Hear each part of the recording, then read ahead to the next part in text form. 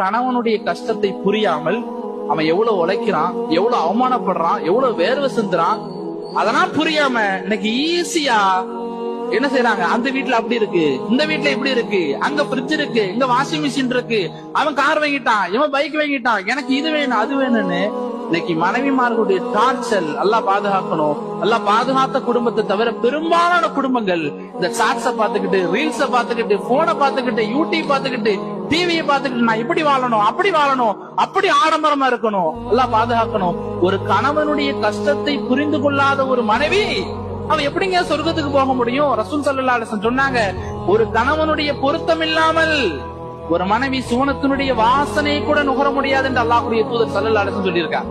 இன்னைக்கு அப்படியா இருக்குது? கணவன் எக்கேடு கெட்டு போனாலும் பிரச்சனை இல்ல, அவன் எப்படி அவமானப்பட்டாலும் பிரச்சனை. ஒரு ஆணுடைய கஷ்டம் என்பது சாதாரண விஷயம் இல்ல. ஒரு ஆணுக்கு இயல்பாகவே முரட்டத்தன்மை இருக்கும், ஒரு ஆணுக்கு இயல்பாகவே கோபம் புசுகு புசுகுன்னு வரும். ஆனா தன் குடும்பத்துக்காக வேண்டி காரி மூஞ்சிலேயே துப்புனாலும் தொடச்சுக்கிட்டு போறாங்க ஒரு ஆண். இந்த கஷ்டத்தை புரியாத மனைவிமார்கள் இன்றைக்கு எத்தனை பேர் நம்ம சமூகத்துல இருக்கிறாங்க?